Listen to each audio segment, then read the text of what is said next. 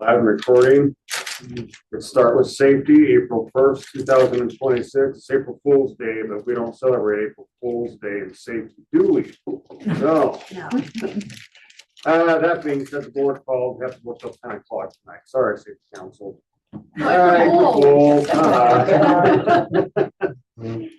Welcome to Start with Safety.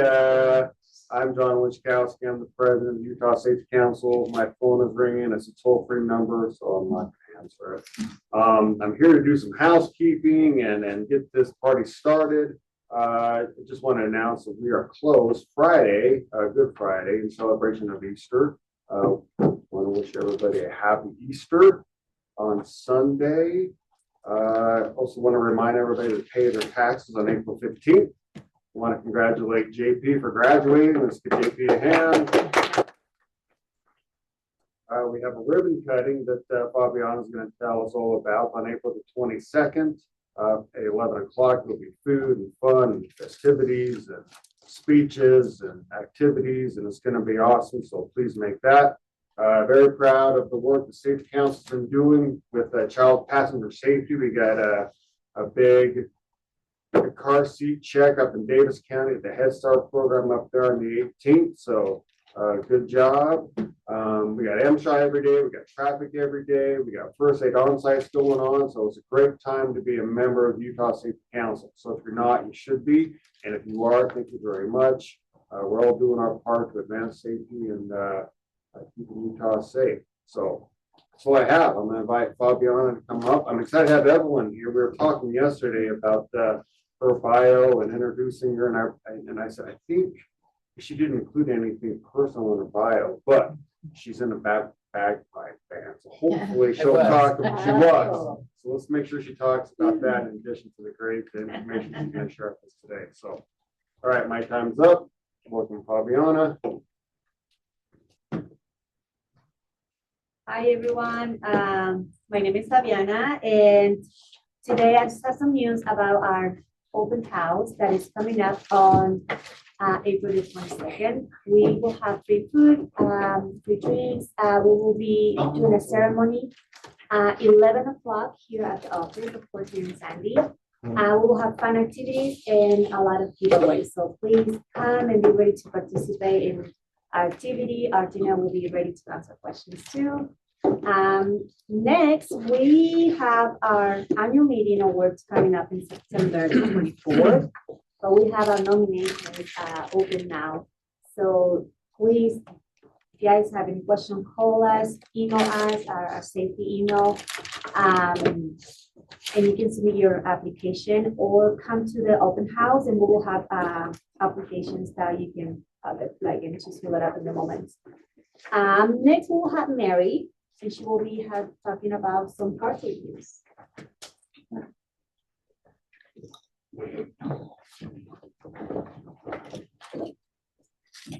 Hello, everyone. Just here to give you guys a friendly reminder that the Utah Safety Council does have child passenger safety technicians to get your car seats checked. Check out, make an appointment with us so that we can check the car seats, make sure they're installed correctly. Help you look out for recalls. We're here to help. Next up, Karen, who will be introducing our speaker today. So, thank you.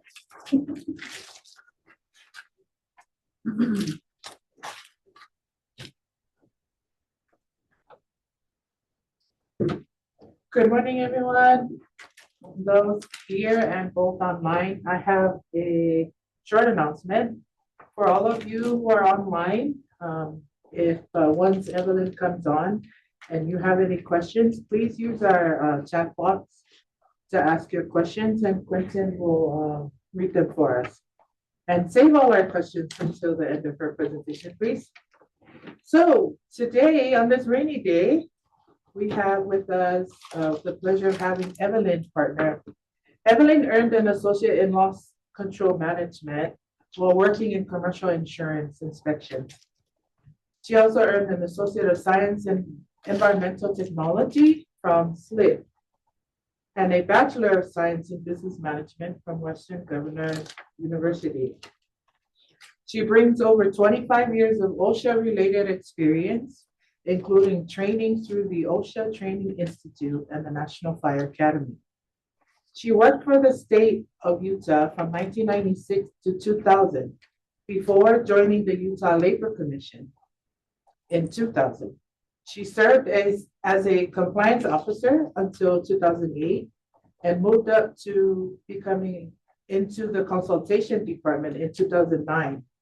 And in March 2025, she became a compliance assistant specialist and VPP coordinator. Evelyn is an industrial hygienist and an authorized OSHA 10 and 30-hour trainer. How about a hand for our guest speaker today?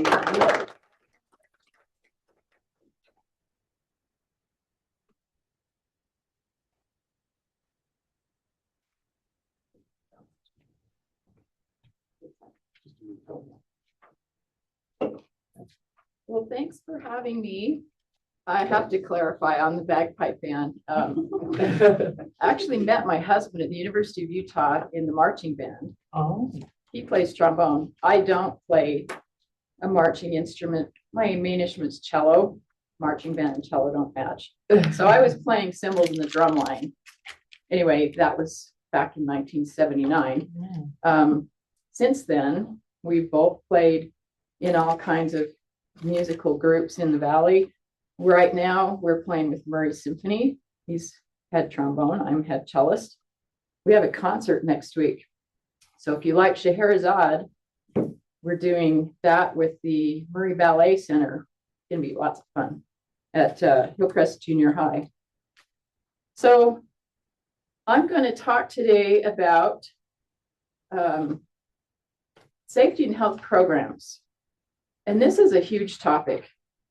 And a lot of people have a really hard time dealing with it. But I wanted to give some background information first, because a lot of the people that I meet in Utah, and I've been at this for, 25 years now with UWASH, and I say, I'm with UWASH, and they're like, huh, what's that? They don't recognize what UWASH is. So I want to give a little bit of explanation.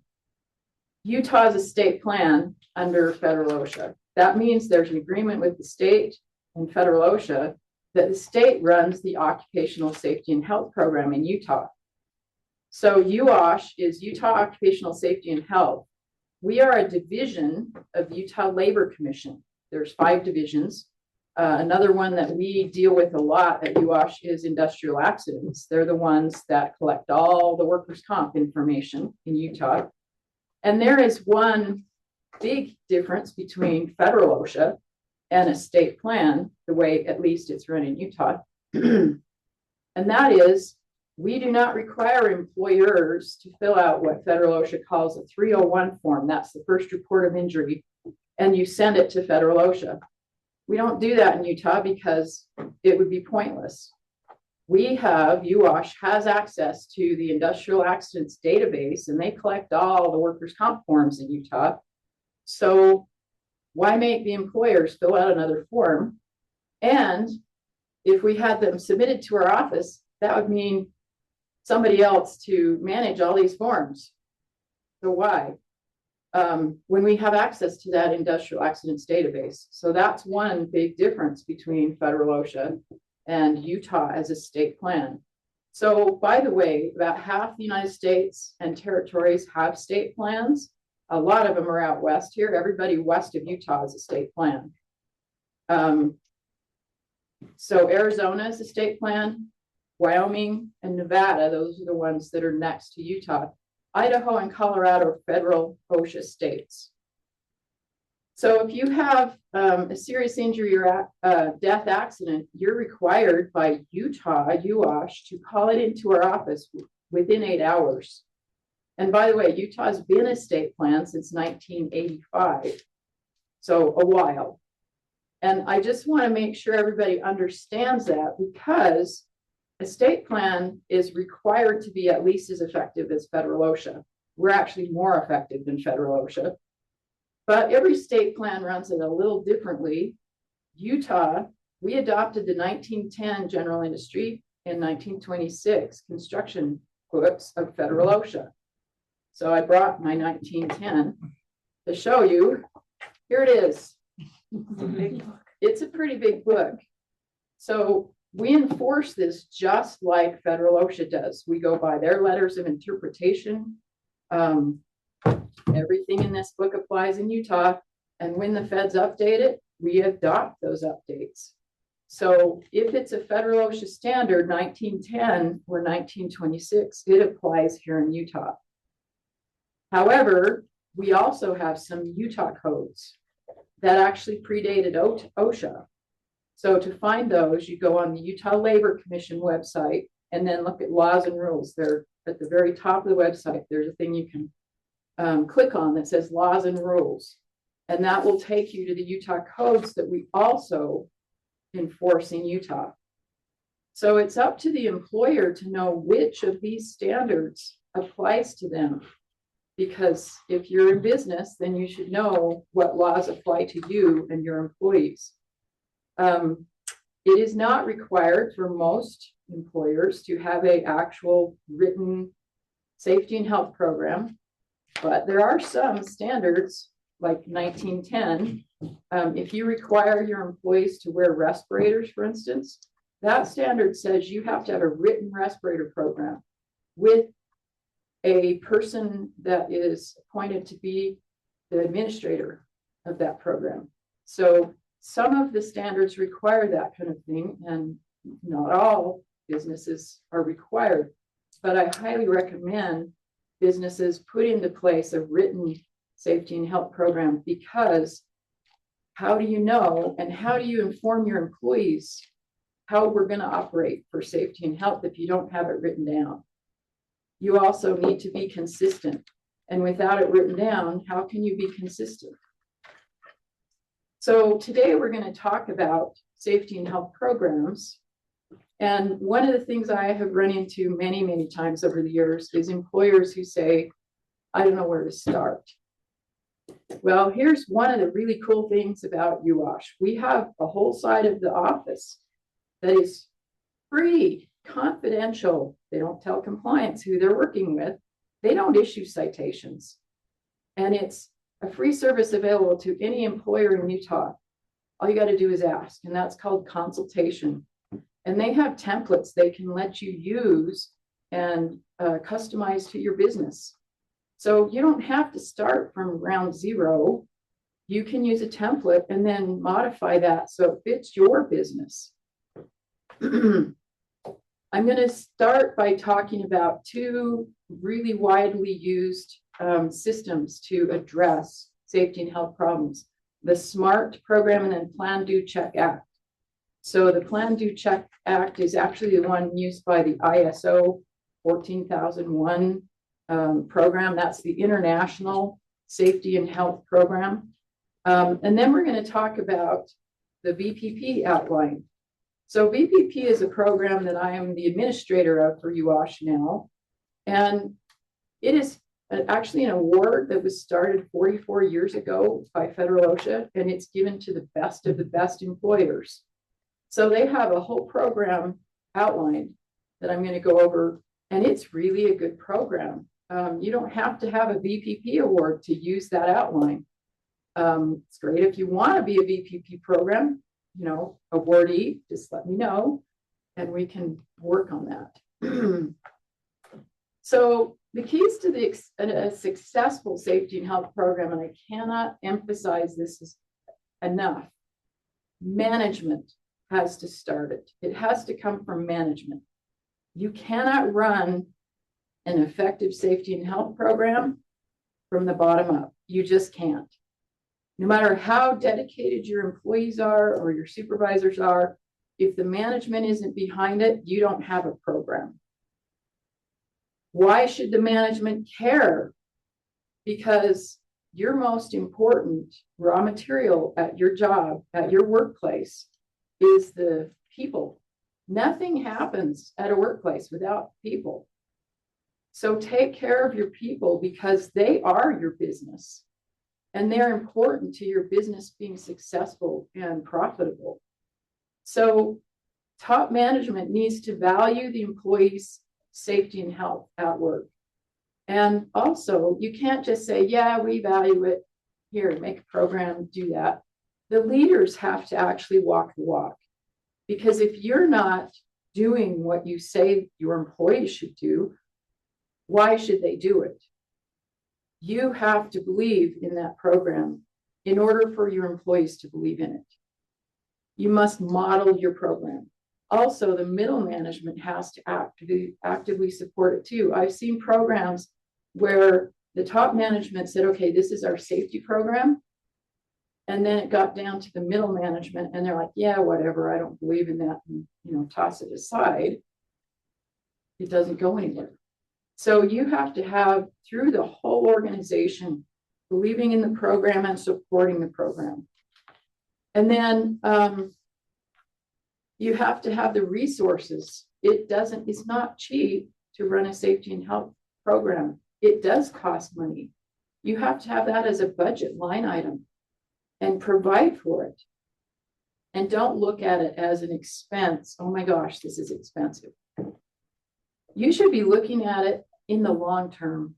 This is a long-term investment in the success of my business, because it is.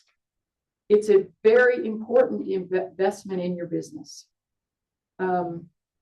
Also, effective safety and health programs, they take time, consistency, investment, and work. I sometimes told people it's kind of like raising children. You have to be consistent. You got to tell them what you expect. There's got to be consequences if they don't do it the way you expect. But it's a long-term commitment. Raising children is your whole life. I mean, it's a long-term commitment. So employees need to be involved in your program too. Employees who are involved, they stick around, they enrich your business, they have knowledge that they bring to your business. They know, hey, we did it this way 5-10 years ago. Maybe we can tweak that a little and do it this way now. And they also communicate that to new employees. So they're the mainstay of your whole culture. You want to have those employees stick around. Also, I'm sure anybody running a business now knows what it costs to recruit and train new employees. And how fast are new employees useful? So just as an example with UOSH, we have talked about it over the years. It doesn't matter where we get an employee at UOSH, like in the compliance side of the office. It takes those people that we hire somewhere near 2 years to be able to send out in the field on their own for anything that comes across our desk.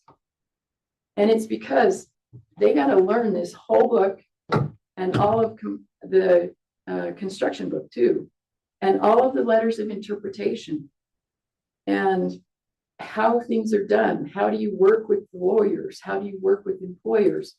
It takes a long time to train a compliance officer. So if we're investing 2 years into that person, we hope they stay around for a while, because that's a huge cost that we don't want to do again. Unfortunately, we do it again and again.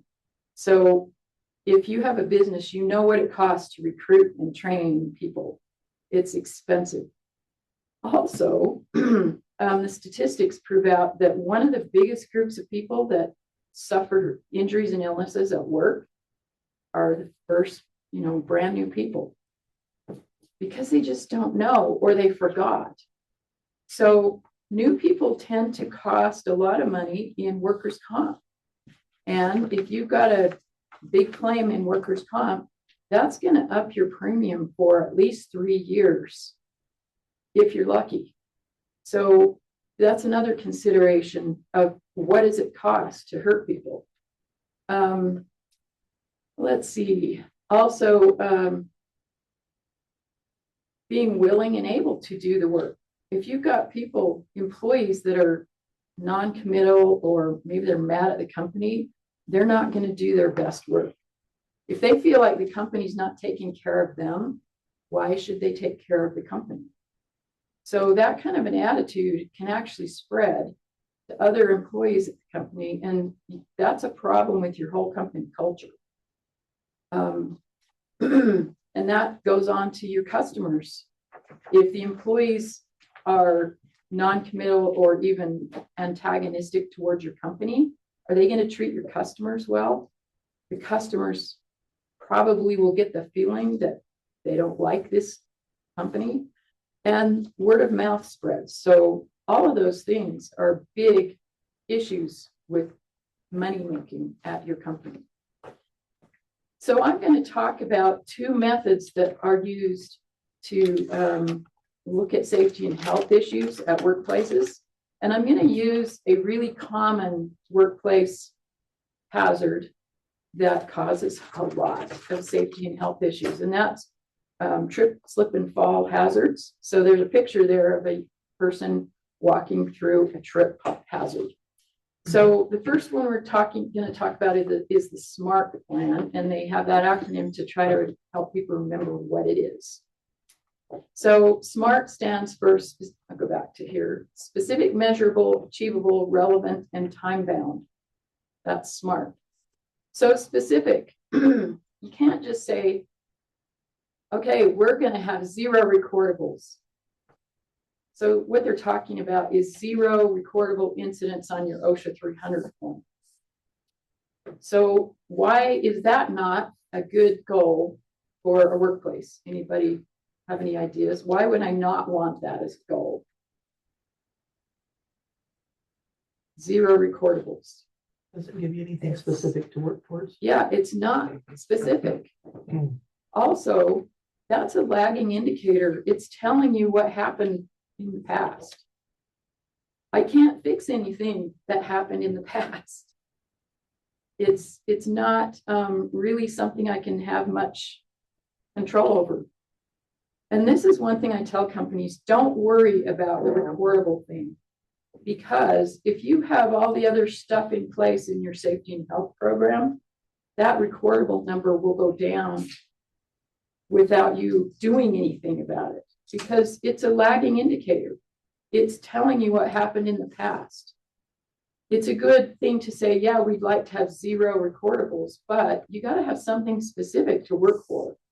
So for instance, if I decide that my specific goal is we're going to have clean, debris-free floors, so no trip and fall hazards, that's my goal. It's specific. So you want to make sure that whatever goal you start with is specific and it's something you can actually do something about. So once you've achieved your goal, you should tackle another one. I don't recommend that you go after everything on your list all at once, because that's overwhelming. People will get discouraged, and then what happens to your program? Pick a goal, stick with that till the end. Once that's done, keep an eye on that, make sure it stays done, and then go on to the next one. So if it doesn't stay finished, like, the second bullet point, if something happens and now I've still got trip and fall hazards, go back and reevaluate. Did this work, and why isn't it working? Then the M stands for measurable. If you don't measure it, how do you know it changed or not?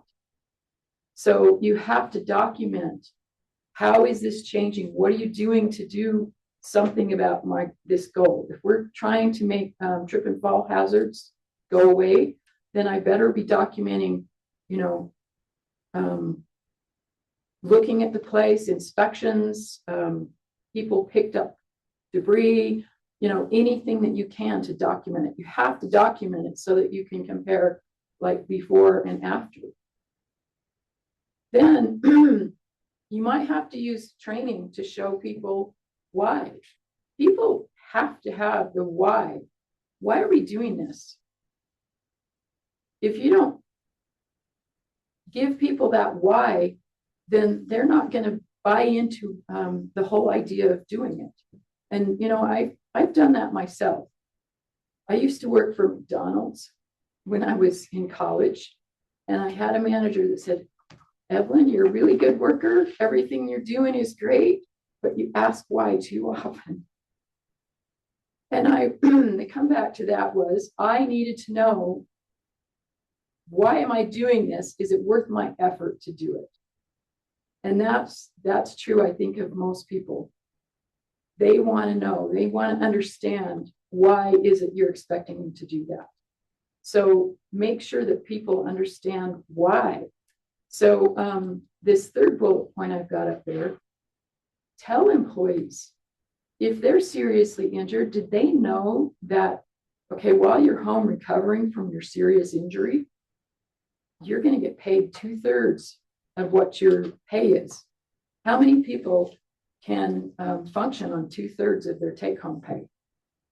Not too many. But I don't think a lot of people understand that that's what workers' comp pays. So you need to inform them and say, look, this is why we want to fix this problem.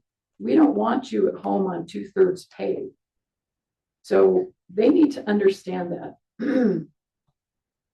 Sorry for my voice. I've had a cold the last week or so. So the A is for achievable. You have to pick a goal that you can actually do something about. Because if you pick a goal that you can't actually do something about, it's discouraging and meaningless. And your employees will get discouraged and figure, why bother? It's just not achievable. So the things you have to look at is, do you have the funds to fund this goal? Do you have the staff hours available to have them do stuff about this goal? Is your in-house knowledge good enough, or are you going to have to hire an expert?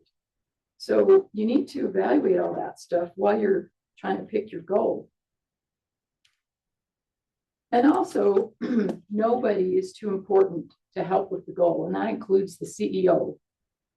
They are just as responsible for doing these things to help us get to our goal as the frontline first day employee. Also, do anything you can to engage your employees. Make it fun, make a competition out of it. People love that kind of stuff. One thing that's really effective that I've seen in many employers is randomly rewarding individuals found doing it correctly.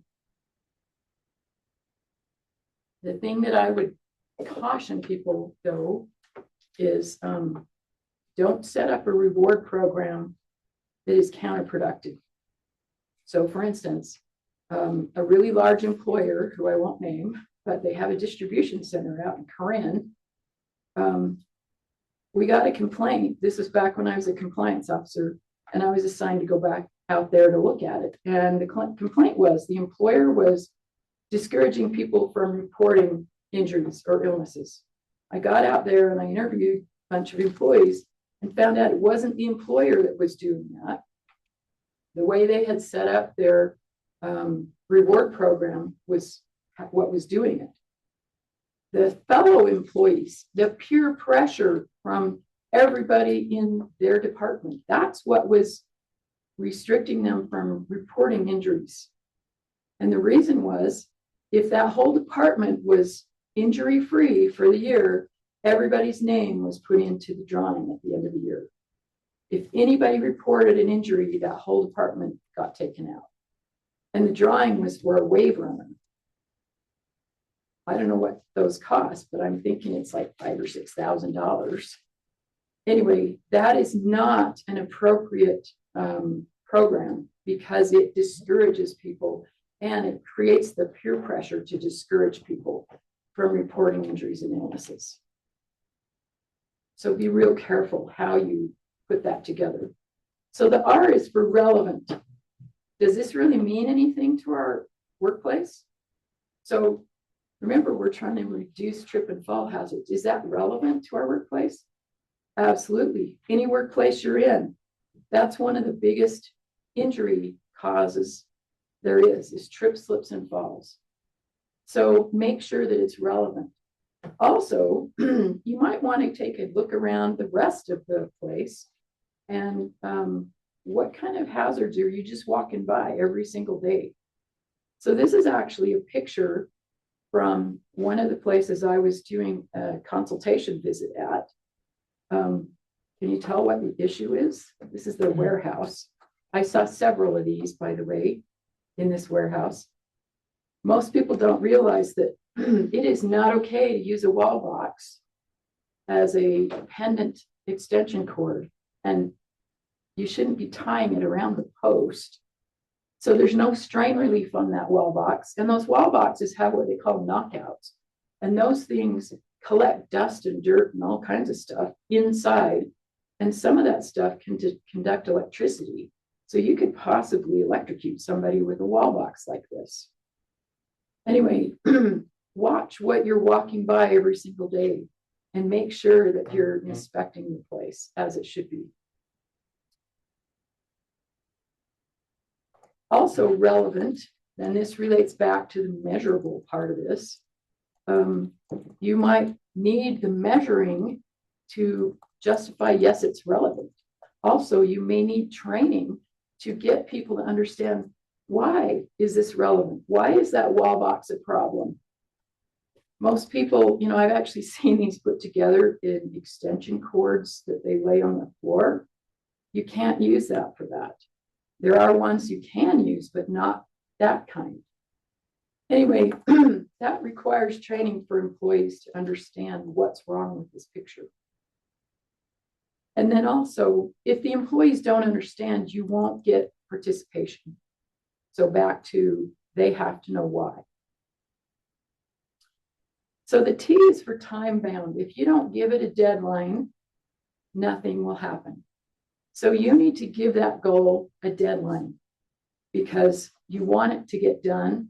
So for instance, we're going to have a clean, debris-free floor in all areas by the end of the month and continue to monitor the condition. That's a great time-bound goal. And if it starts ticking up and you're not reaching that goal, then you should be investigating why. Also, celebrate when you get to that goal. Make sure that you tell your employees, this is great, have a party. Make sure that you're accentuating positives because that gives employees a reason to keep doing this. You know, we're in it together. We need to be doing this for everybody's sake, not just because the company managers say so. So once you're done with this process, you can go back to the top and start on another SMART goal. So the Plan, Do, Check, Act system is similar to this. It starts with a little bit different mechanism, and that is get everybody together. Okay, we have a problem. We're going to fix this problem. Get everybody together and say, okay, what's your idea to fix the problem?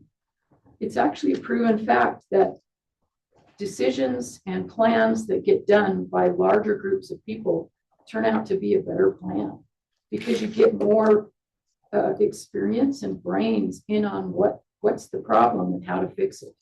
So crowdsourcing your plan is a great idea. And back to be specific, determine what the problem is, make sure that you're actually doing something about the problem. And then write it down and write down all that, who, what, how, and when, who's in charge of what, how, when are they supposed to be finishing it by? All of that stuff needs to be written down. And then do the plan, follow through, make SOPs or checklists. Make sure that you have back to measuring the change. Do the thing, whatever the thing is. You have to look at milestones. How do we know when we're done? Also document your actions taken. And if you've ever been in a compliance inspection for UWASH, you know that one of the first things they're going to ask is, where's your documents? And I've asked that before, and the employer just goes blank. It's like, documents? I was supposed to keep documents, and they just don't have them. So document everything, because how can you prove that you were aware of it, you were doing something about it, and this person just decided on their own to go do something else if you don't have documents? I remember specifically an employer that his employee fell off the 4th floor And he had all the documents. The guy was trained, he was wearing a harness and lanyard. He walked right by an anchorage point. He was on a balcony in a hotel they were building up in Park City. And luckily the kid survived. He landed on a pile of PVC pipe. It turned out that, we could say that was employee misconduct because his employer had all those documents and training. And he decided that he didn't need that tie off because he was just going to get an extension cord off the balcony. So anyway, documents can save your company from getting cited. So anyway, back to this program, check on what you're doing. Make sure the metrics you decided to use are good with what they used to be. Did the plan work? If not, why not? Modify it and figure it out. And if it was like a specific activity and you did that specific activity, afterwards, go through with your employees and say, okay, let's have a review after whatever the action was. I've seen it called after action review. And I've also seen it called a hot wash. That's a term that the fire departments use. But keep records. What did you do? How was it done? Who did what? And when was it done? And then you want to go to the last part of this. After evaluating the process, do a feedback, revise future plans, make sure that, okay, did this work? Well, yeah, it worked except this one thing. Okay, what can we do about that will make it work better next time?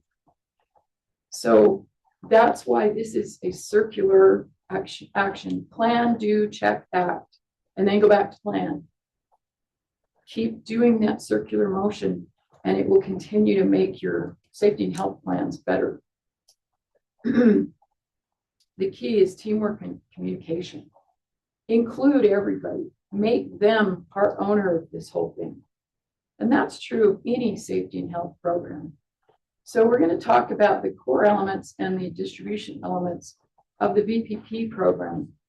So, like I said, this is used by Voluntary Protection Plan award recipients all the time. We have 10 in Utah companies that are VPP program.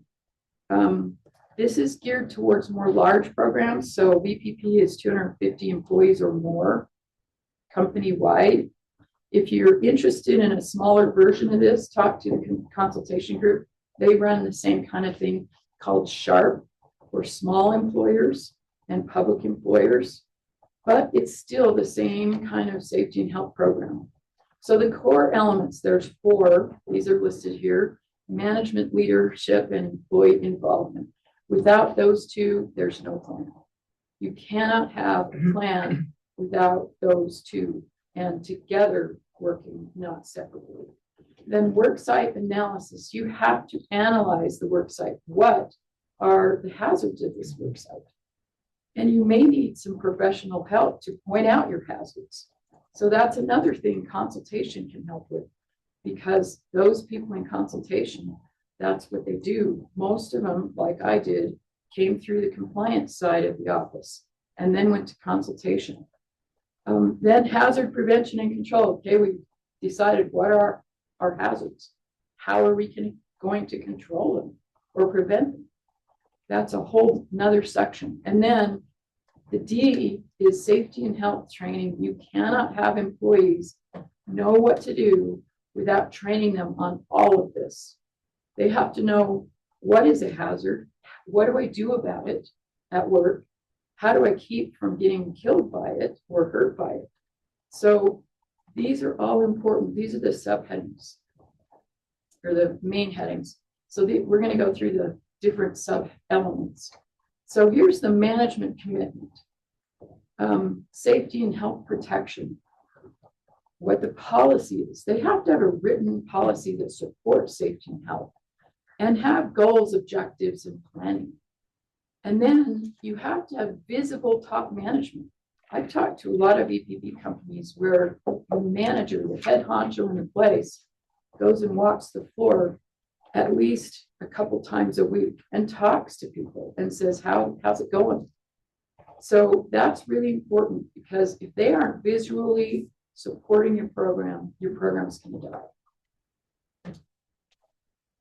So employee involvement, you have to give employees responsibility and authority. They have to be able to act on the things that you tell them to do, and they have to be accountable. So if you tell them this is what I want and they don't do it, there has to be a consequence. You have to have like a progressive discipline program to enforce that, yup, you actually mean what you say, you're serious about this program. You also have to give them resources. And yeah, resources do cost money, but that's important. Invest in the program. And again, involve your employees. You may have contract employees that you need to involve, and that's both permanent on-site contractors. So for instance, at my building, we have a permanent on-site contractor that does all the janitorial stuff. There might be a different kind of permanent on-site contractor at your building. Also, how about contractors that come in and do special things for you? You got to tell them what's going on too, because they could walk into something and seriously injure or kill themselves. Also, you got to write it down. A written safety and health management system is important for everybody. So worksite analysis. I love this picture. What possibly could go wrong? Well, right off, the pants might come off of this poor guy. The guy's hanging on to the bottom of his pants, keeping him from falling in this hole. Okay, right off, I also say, all right, that's obviously a confined space. Is it a permit required confined space? Where's the permit? Where's the rescue system? Is this guy wearing a harness that you could, attach to a tripod and get him out of there if he's unconscious? Did they put in a gas meter to figure out if there's any bad air down there? Who knows? They probably did not do a hazard analysis first. And this may be something they only rarely do. So down here in the non-routine tasks, it's those non-routine tasks that you do once in a while that are most likely to hurt or kill somebody. And I don't know if this is a non-routine task, but they certainly don't have the tools required to do this job. You have to analyze, what do you do? How do you do it? Where are the hazards in what you're doing? And that's for everything you do, whether it's routine or not routine. And then you need a routine self-inspection. Are we doing it the way we planned? Or is this new guy just taking shortcuts? Or is the old guy taking shortcuts? Because I've seen both. As a contrast, when I was in the compliance side, I went down and investigated down in St. George, a young man, he was 19. And his employer told him to do a plunge cut on a table saw, which is, don't do that. Just don't. Anyway, he did because the employer told him that. And the minute he dropped that piece of wood on the table saw took it and threw it across the room, and he tried to catch it. And he dragged these 3 fingers through the saw blade and chopped them off. So the next thing I know, after being down there and investigating this, I'm getting called by his mother. She says he is suicidal.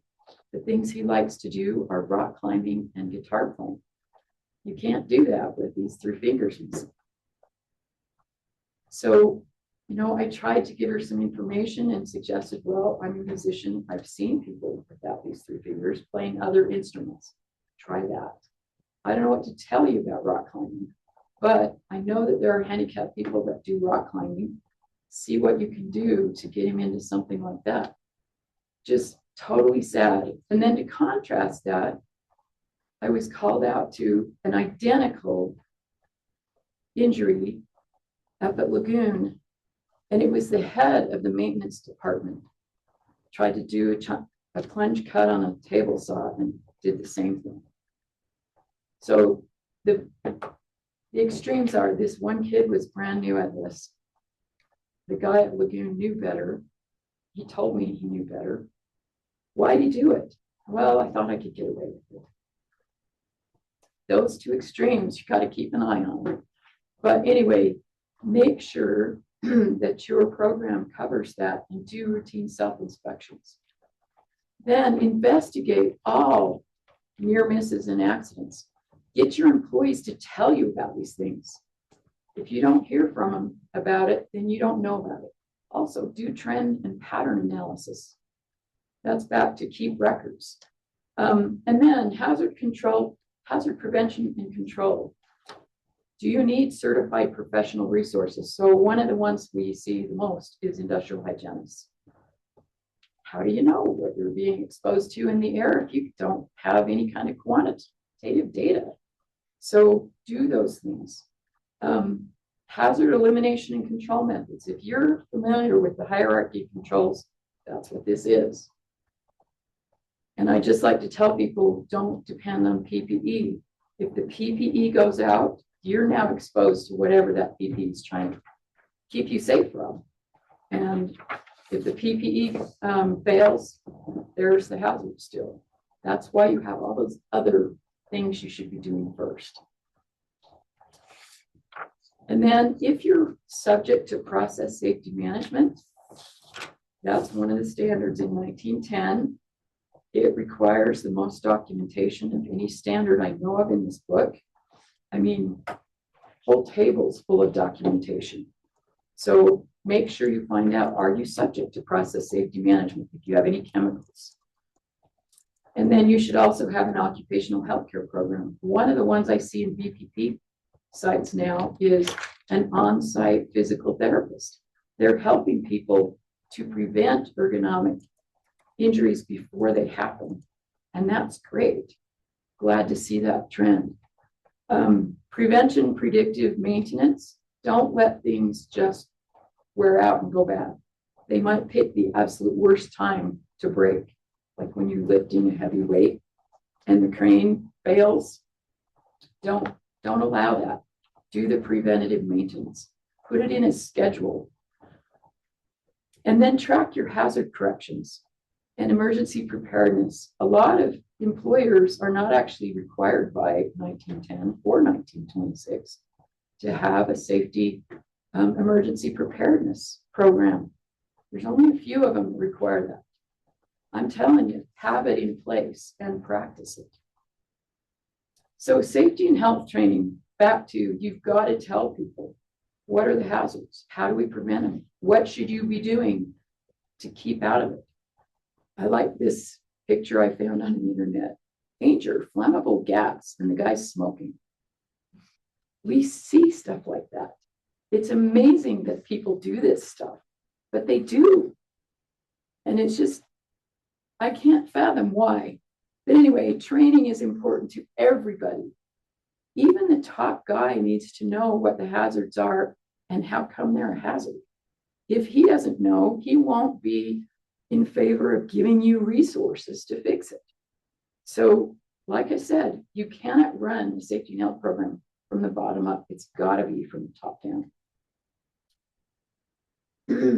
And also, some things about training. Don't dump it on employees all at once. This brand new employee, you sit him down and you give him 8 hours of HR stuff and I don't know what all. They're not going to remember a thing or very little. So give it to them in absorbable doses. Also, once isn't enough. People generally have to hear something at least 3 times before they remember it. And there's some standards in this book that require you to teach them, refresh that training at least annually. It's a good idea. You should be doing tests, written, and like in the powered industrial truck standard, you have to have a test where they actually drive. So make sure that you're complying with those that require that. And then back to keep records. Absolutely keep records. So what we covered today is the SMART acronym and the Plan, Do, Check, Act. You can find both of these out on the internet. And then we went through the tried and true steps of the safety and health program that the VPP program has, and those you can find on the federal OSHA website, which is osha.gov. So here is our UOSHA's information. How do you get hold of us? The laborcommission.utah.gov has links to both consultation and compliance. Compliance, you can submit a formal complaint online. Consultation, you can ask for help. Submit a request to consultation online. And then there's the federal OSHA website. And oh my gosh, that's a huge website. You'll get lost. And the search engine is hit and miss on what comes up. So my advice is go to the front page and then click on the A to Z index at the top.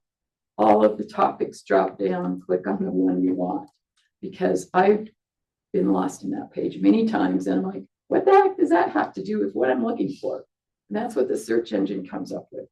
So anyway, sometimes FedOSH is hard to use. So here's my information. And I'm absolutely available. I work 4/10s Monday through Thursday. If you want to send me an email or call me, I'll pick up if I'm there. I might be out of the office working with a VPP site or something, but I always return calls. So any questions? I don't know how much time we have for questions. I found it interesting. So if we do the UOSH 300, it's the BLS, correct? The yearly, you don't have to do it for the federal 300. So UOSH enforces the 1904 standard, which is the 300 form, just like the feds do. When compliance shows up, they'll ask for 3 years of 300 form. And they'll ask you if you have not just the 300 form, but the annual summary. Those 2 forms are the ones that we look at. So FedOSHA has recently required some employers in certain NAICS code, North American Industrial Classification System codes, to submit their 300, their 301s, and the annual summary to their federal database. Yeah. So in Utah, UOSH, we have no access to that database. We can't check up on a company. Did you put it in there? No, we don't have access to it. Yeah. We encourage employers, if they're in those NAICS codes, to go ahead and do that. But we have no way to enforce that. You won't get a citation for not doing that from UOSH. Yeah. But you could get a citation from UOSH for not having a 300 form or the annual summary. We do issue citations for those. Those are other than serious citations. Okay. Because they're not going to kill somebody or seriously injure somebody if you don't have a piece of paper.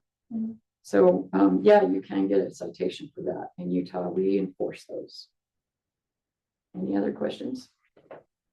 How many VPP companies in Utah, and if a company wanted to pursue that, what's like the starting? So we have 10 VPP companies. The cool thing about VPP is that they have a national association, VPP Participants Association. We have a regional group, which is meeting in May. We have a national group. Their conference is in Nashville this year in, I think it's August.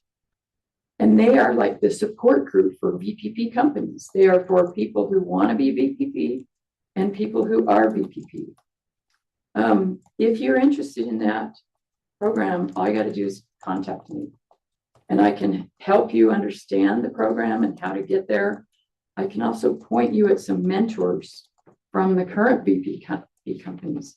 So for instance, one of our oldest here in Utah is Morton Salt, Energy Solutions, Clean Harbors, McQueen Ductile down in Provo, Nucor Steel Buildings up in Brigham City, Smithfield Foods here in Salt Lake, Frito-Lay out in West Valley. I've been to 7 of those, 7 of the 10 this year, or well, last year, to reevaluate them because it's an award you get, but you have to be reevaluated to keep it. So either 3 or 5 years, every 3 or 5 years, we go back out and make sure those companies are still VPP. So I have a company that sent me an application yesterday up in Fremont. So I'm going to be looking at them And it's a great program. So if you have any questions on that, give me a call. By the way, my business card is right here if you're interested. Any other questions? And I recommend get yourself a 1910 and 1926 book. I personally like highlighting things and writing notes and margins. But if you're an electronic type person, these things can also be, I have them on my computer, downloaded. But you need to know what standards are you subject to. And also go to the Utah OSHA website, waivercommission.utah.gov, and look at what Utah codes we enforce, because there are some that are more stringent than federal OSHA. Okay.